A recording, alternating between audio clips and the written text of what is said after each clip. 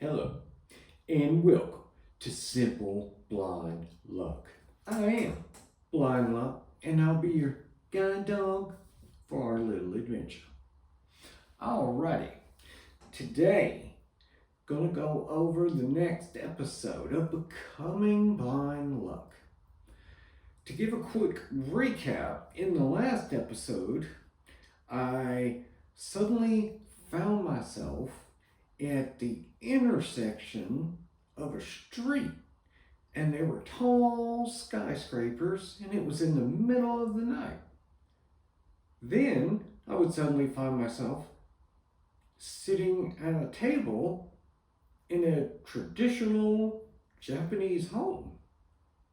Then I would suddenly find myself sitting at a child's playground being forced to do physical therapy. And then I would suddenly find myself in a hospital room surrounded by snakes just crawling everywhere. In reality, what I was finding myself was hallucinating like crazy. Now that we've got a quick recap, let's move on. We're actually going to jump just a little bit today also to the point that it was kind of made apparent and known that I was actually blind. So I don't know exactly when, but at some point the hallucinations had stopped and I myself was aware that I could not see. And for whatever reason, I didn't tell anybody. Like, I kept it hidden. And I think the only reason is if I didn't tell anybody, then it wasn't real. If I didn't tell anybody and announce it and make it known, then I didn't have to face reality. Now, I will say, really, during this time, and really the entire time I was in the hospital, family and friends were amazing. They had set it up so that I was never there alone. Somebody was always sitting there with me. Even when I was completely unconscious and unaware people were there, somebody was always there, and I will be forever grateful for that. Now we have a day where it was my grandmother's time to sit with me. And when she first got there, she walked into the room and she was talking to me, and she had asked me a question. And so as I was responding to her, she actually continued walking into the room further to the seat. And I guess because I was responding to her and talking, I didn't notice. So she walks in and moves over here. I am still responding to her, looking this direction. So that's when she said, "Can you see me?" And I tried responding, "No, I'm blind." But I did not get one word out before just my voice cracked and the floodgates just erupted.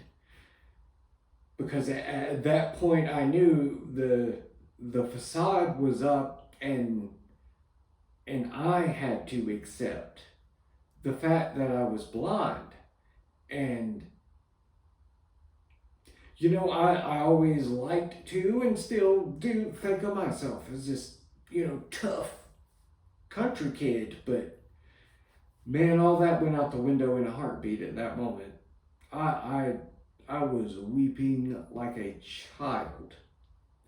And my grandmother came running over and just grabbed me in the biggest, tightest hug I've ever experienced.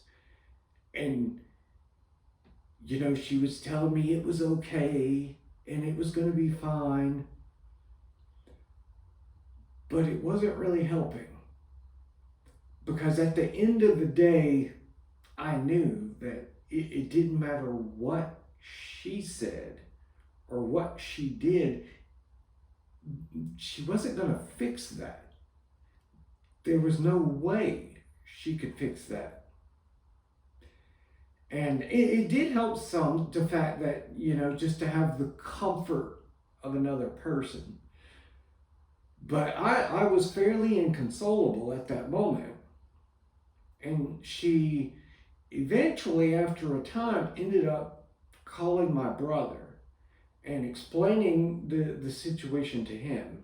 Now, I will say my older brother and I have had a very close relationship. I mean, we grew up very close in age, playing together, but going through all the struggles we have through our life into early adulthood, we were the ones we knew the other could rely on. No matter what happened, at the end of the day, we knew, hey, we can contact them. They're going to be there for us. So she puts me on the phone with him. And honestly, I couldn't tell you now what he said. I can imagine it was a heck of a thing for him, because here, 3 seconds prior, he had gotten a shock that being told I was blind all of a sudden, and I'm sure he never expected anything like that. And I don't know what he said, but maybe it was just the fact of hearing him on the phone that he actually did manage to calm me down at least a bit, so I could be somewhat composed. And really, it was mostly him and my mother at that time were the only ones that could provide me very much comfort and solace when I got on that really bad point. And I would almost say it was sort of divine intervention, especially on my mother's side, because when the wreck happened, I would say about 2-3 months prior to that, I had just started developing a relationship with my mother again. Because for several years, there had been a bit of a conflict, and there had been an incident in which we are just cut off communication completely. Like, I had not seen or spoken to my mother in years. And then finally reached out and we started building that relationship again. And it wasn't but a couple of months after that I got in the wreck. And I do feel like she got placed back into my life at that moment for a reason, because she was, along with my brother, one of the people that could calm me down and reassure me at that point and help me to maintain at least a modicum of sanity during that time. And I'm especially thankful to my mother at that time, because she really provided not only just the comfort and support, and to a mother, to any parent, it doesn't matter if their child is 2 or 22, they still just want to provide love and support and caring for their child. But she had actually developed quite a relationship with God, and that really helped me a lot at that time. You know, I heard many a story from other people that during the worst time, shortly after I was in the hospital, when they were literally just counting the days until I passed away, that she would be walking just randomly up and down the halls of the hospital and thanking God for healing me and thanking God for the fact I was going to walk out of that hospital. It's like she never did pray that I would be healed or that I would get better. She simply gave thanks to God. Like the faith she displayed at that time, it was very amazing, and it helped me a lot.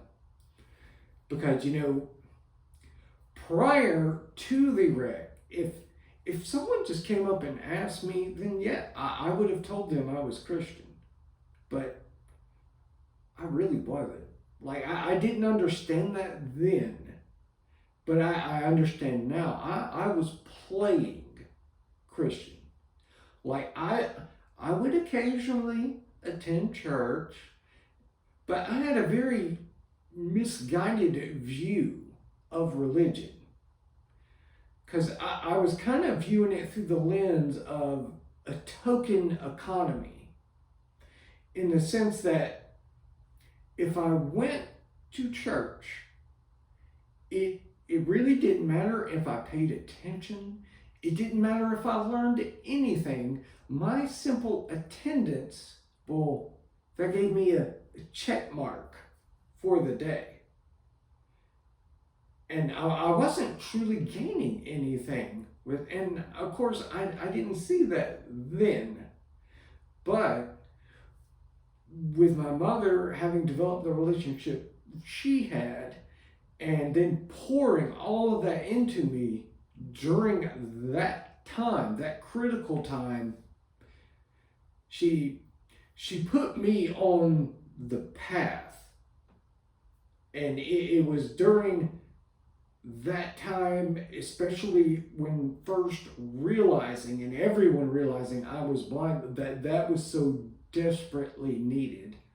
I was both figuratively and literally just drowning in a sea of darkness, and that was a lifeline tossed out to me. That was that little ray of light that I was so desperate for, and I will be eternally grateful for her providing that for me at that time. But I'm going to pause in the telling for today, but I will leave you with it on the bright side. And for today, it's, yeah, I'm blind. But you know, on the bright side, I can actually date hundreds of different women, and my girlfriend wouldn't even be upset. If I want my girlfriend to suddenly become blonde, poof, well, she's blonde now. If I would prefer her to be brunette, poof, well, she just became a brunette.